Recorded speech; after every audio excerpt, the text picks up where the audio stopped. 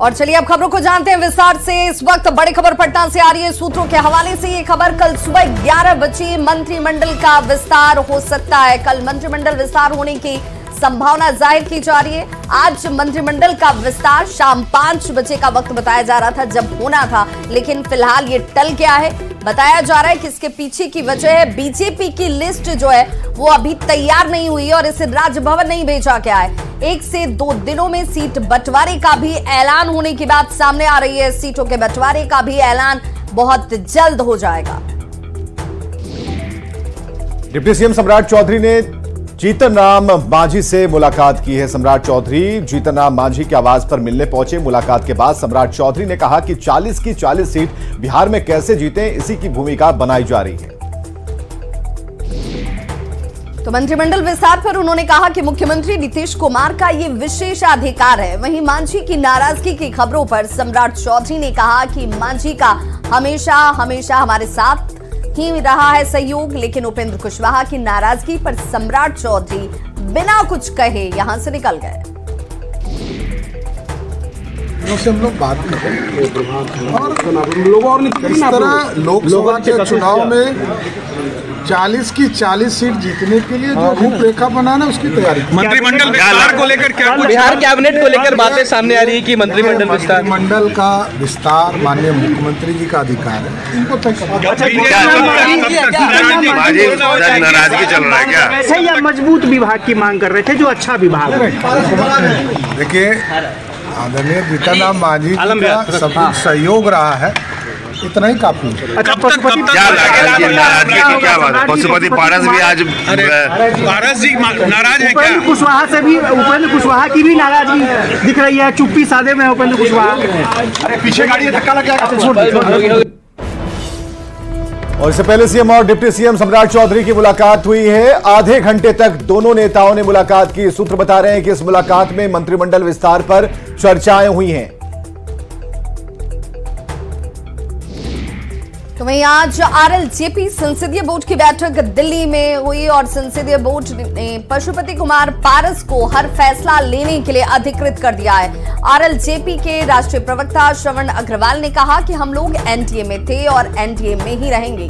Party की तरफ से सीट शेयरिंग का अंतिम फैसला पशुपति कुमार पारस की तरफ से लिया जाएगा।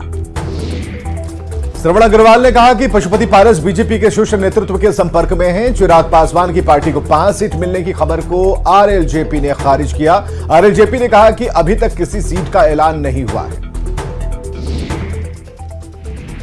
संसदीय बोर्ड की बैठक में यह फैसला लिया गया कि राष्ट्रीय अध्यक्ष पशुपति कुमार पारस जी को अधिकृत किया जाता है कि आगे की जो पार्टी की रणनीति होगी, आगे जो पार्टी जो रणनीति तैयार करेगी और भारतीय जनता पार्टी से जो हमारा वार्ता चल रहा है सीट शेयरिंग पे, वो सारी बातों के लिए संसदीय बोर्ड ने राष्ट्रीय अध्यक्ष पशुपति पारस जी को अधिकृत कर दिया है। आदरणीय प्रधानमंत्री नरेंद्र मोदी जी पूरे देश के नेता के साथ साथ हम लोग के भी पार्टी के नेता हैं, हमारे भी नेता हैं। हम लोग एनडीए में रहेंगे। भारतीय जनता पार्टी का, आदरणीय प्रधानमंत्री मोदी जी का, आदरणीय गृह मंत्री अमित शाह जी का, जेपी नड्डा जी का, जिन लोगों का जो फैसला होगा हमारी पार्टी को मान्य होगा।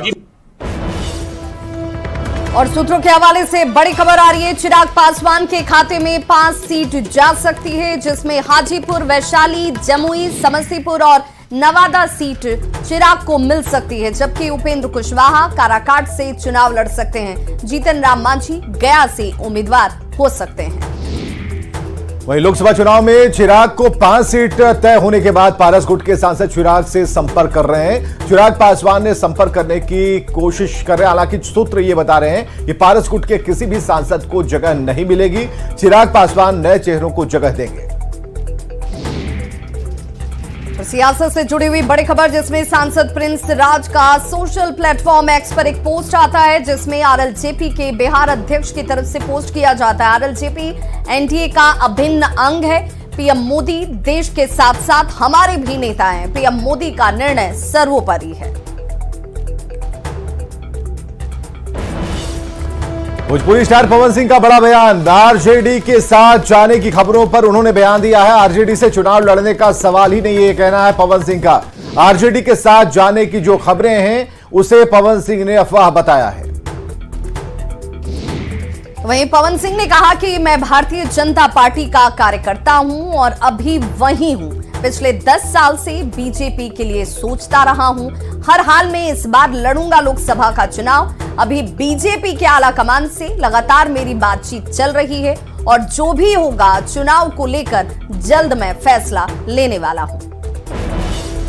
लोकसभा चुनाव की तैयारी से जुड़ी खबर, पटना से बड़ी खबर हम आपको बता रहे हैं। लोकसभा चुनाव को लेकर तैयारी तेज हो गई है। 50 जगहों पर बनाए जाएंगे चेक पोस्ट और चुनाव को लेकर प्रशासन की विशेष तैयारी है। आचार संहिता के लिए 44 टीमों का गठन किया गया। हर विधानसभा में 3-3 टीमों का गठन होगा। 14 विधानसभा में फ्लाइंग स्क्वाड का भी गठन होगा। वहीं वन नेशन वन इलेक्शन को लेकर गठित हाई लेवल कमेटी ने आज राष्ट्रपति द्रौपदी मुर्मू को अपनी रिपोर्ट सौंप दी। पूर्व राष्ट्रपति रामनाथ कोविंद की अध्यक्षता में गठित समिति ने राष्ट्रपति भवन जाकर राष्ट्रपति द्रौपदी मुर्मू से मुलाकात की और अपनी रिपोर्ट को सौंपा। कुल 18,626 पन्नों की रिपोर्ट है। हाई लेवल कमेटी ने 191 दिनों के बाद अपनी ये रिपोर्ट जो है वो तैयार कर सौंपी है। और दिल्ली से बड़ी खबर, 2 चुनाव आयुक्तों की नियुक्ति कर ली गई है। चुनाव आयोग में 2 नए कमिश्नर के नाम फाइनल हुए हैं। पंजाब के बलविंदर संधू चुनाव आयुक्त बने हैं। केरल के ज्ञानेश कुमार चुनाव आयुक्त बनाए गए हैं।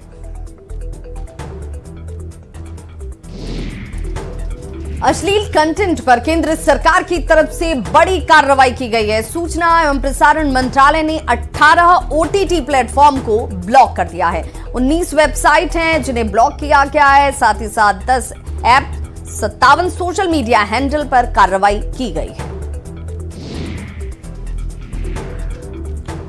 केंद्रीय गृह मंत्री अमित शाह ने सीएए को लेकर कहा कि ये कानून कभी वापस नहीं लिया जाएगा। हमारे देश में भारतीय नागरिकता सुनिश्चित करना हमारा संप्रभु अधिकार है। हम इसे कभी समझौता नहीं करेंगे। विपक्ष के आरोप पर अमित शाह पलटवार करते हुए उन्होंने कहा कि विपक्ष के पास कोई और काम नहीं है। उनका इतिहास है, वे जो कहते हैं वो करते नहीं हैं। प्रधानमंत्री मोदी का इतिहास है, नरेंद्र मोदी ने जो कहा है वो पत्थर की लकीर है। पीएम मोदी की हर गारंटी पूरी होती है।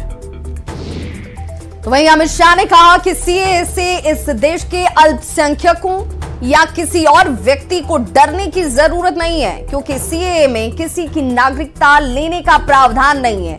सीएए सिर्फ और सिर्फ 3 देश अफगानिस्तान, पाकिस्तान और बांग्लादेश से आए हिंदू, सिख, जैन, बौद्ध, ईसाई और पारसी शरणार्थियों को नागरिकता देने वाला कानून है। भारतीय जनता पार्टी को के लिए ये पॉलिटिकल गेन का मुद्दा नहीं है। भारतीय जनता पार्टी के लिए, हमारे नेता नरेंद्र मोदी जी के लिए अफगानिस्तान, पाकिस्तान और बांग्लादेश से आए हुए करोड़ों शरणार्थियों को उनका अधिकार देने का मुद्दा है, उनकी वेदना से मुक्ति दिलाने का मुद्दा है और उनकी 3 पीढ़ी को न्याय देने का मुद्दा है, जो कांग्रेस पार्टी ने कभी नहीं दी। इसको और कोई काम नहीं। उन्होंने तो सर्जिकल स्ट्राइक और एयर स्ट्राइक को भी बताया कि आपका पॉलिटिकल फायदा है, तो क्या हम टेररिज्म पर कदम न उठाए? इन्होंने 370 को भी बताया कि ये आपके पॉलिटिकल फायदे के लिए कर रहे हैं। हम 1950 से कह रहे हैं कि हम 370 को हटाएंगे। उनका हिस्ट्री है, जो बोलते हैं वो करते नहीं है। मोदी जी का हिस्ट्री है, जो भारतीय जनता पार्टी ने कहा है, नरेंद्र मोदी ने कहा है, वो पत्थर की लकीर है। मोदी की हर गारंटी पूरी होनी है।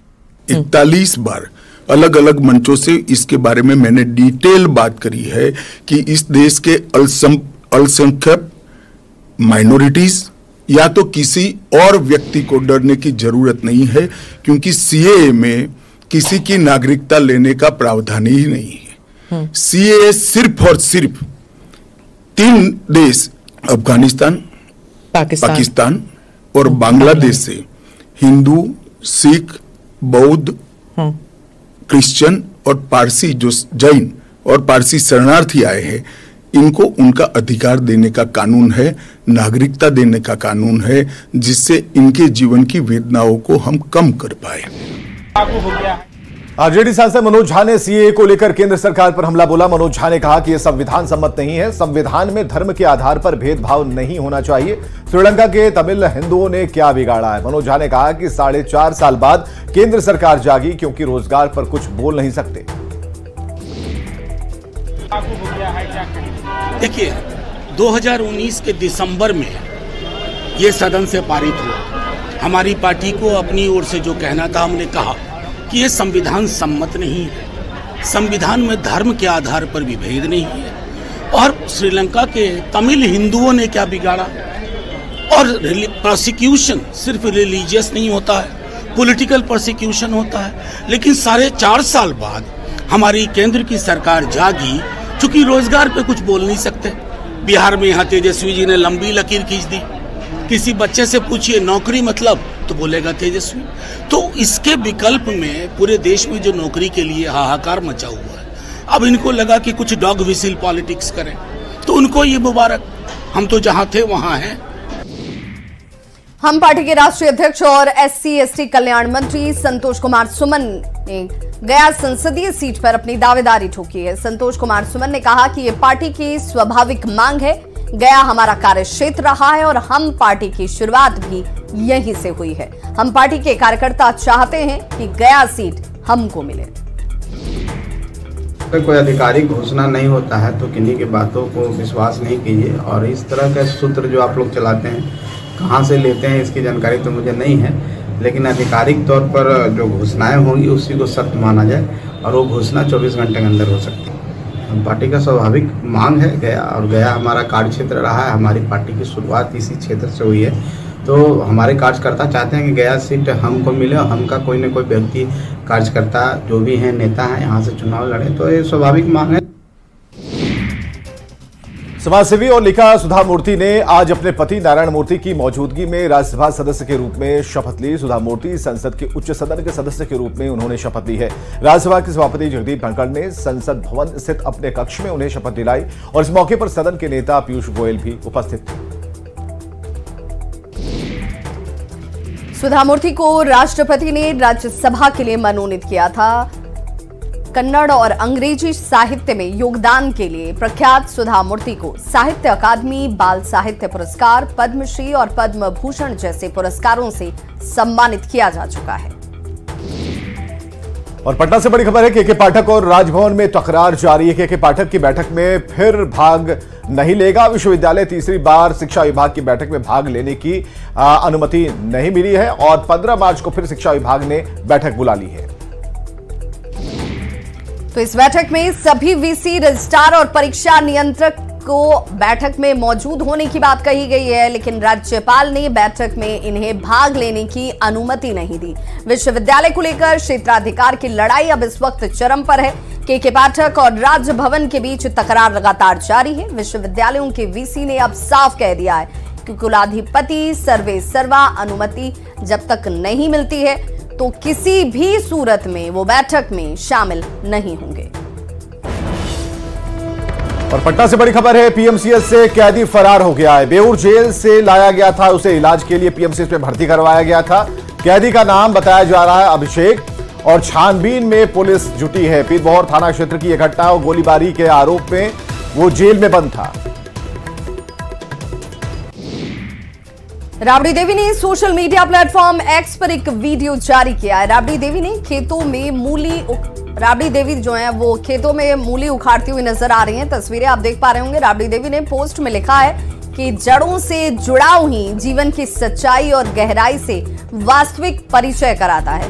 जड़ों से जुड़े रहना बंधन नहीं, असल जिंदगी है, मुक्ति व युक्ति है। जड़ से जुड़े पेड़ हमेशा पल्लवित, पुष्पित, छायादार, फलदार व गुलजार तथा जड़ से जुड़े इंसान जानकार, जानदार, शानदार, दिलदार, हकदार और वजनदार होते हैं। कोडरमा में केंद्रीय जांच एजेंसी की टीम ने दबिश दी है। बताया जा रहा है कि केंद्रीय जांच एजेंसी की टीम आज सुबह 5 गाड़ियों से कोडरमा पहुंची थी। इसके बाद यह टीम 2 हिस्सों में बंट गई। पहली टीम तिलैया में अंजनी सुत स्टील प्राइवेट लिमिटेड नाम की एक लोहा फैक्ट्री के अंदर चली गई। वहीं दूसरी टीम जो है वो फैक्ट्री के संचालक अंकित केडिया के घर के अंदर दाखिल हुई। हालांकि ये जांच एजेंसी की टीम किस विभाग की है ये अब तक स्पष्ट नहीं हो पाया और ऐसे में ये देखना होगा कि किसकी तरफ से ये जांच की जा रही है। बता दें कि आज सुबह ही करीब 5 गाड़ियों पे केंद्रीय जांच एजेंसी के पदाधिकारी पहुंचे थे और फोर्स लेते हुए इस फैक्ट्री के पास आया। बता दें कि ये अंजनी सूत स्टील प्राइवेट लिमिटेड फैक्ट्री है। इस फैक्ट्री के अंदर करीब 3 गाड़ियों से केंद्रीय जांच एजेंसी के लोग पहुंचे हैं, वहीं एक गाड़ी पुलिस की फोर्स भी पहुंची है। वही बता दें कि जो सूचना मिल रही है कि इस फैक्ट्री से संबंधित जो इसके मालिक बताए जाते हैं उनके घर। और खबर है धनबाद से, जहां चिरकुंडा के कारोबारी विकास कड्यान के आवास पर बंगाल आईटी ने दबिश दी। गुरुवार सुबह बंगाल आईटी की टीम कारोबारी के आवास पर पहुंची और 6 सदस्य इसमें शामिल थे। तो कहा जा रहा है कि विकास कड्यान की पश्चिम बंगाल के कत्यानेश्वरी क्षेत्र के देवीपुर गांव में सितकोन सरिया कंपनी है, जिसके पार्टनर झारखंड के चिरकुंडा निवासी विकास कड्यान और पश्चिम बंगाल के बराकर निवासी गोपाल अग्रवाल हैं। फिलहाल छापेमारी के कारणों का अब तक तो खुलासा नहीं हो पाया है, लेकिन छापेमारी टीम ने मीडिया को इस कार्रवाई से फिलहाल दूर रखा है। रांची में लगातार बढ़ रहा क्राइम का ग्राफ पुलिस के लिए चुनौती है। रांची के पंडरा में बंद घर से करीब 10 लाख के गहने और कैश की चोरी हुई है। यह घटना महज 1 घंटे के भीतर हो गई, जब घर के मालिक दरवाजा बंद कर बाजार गए थे।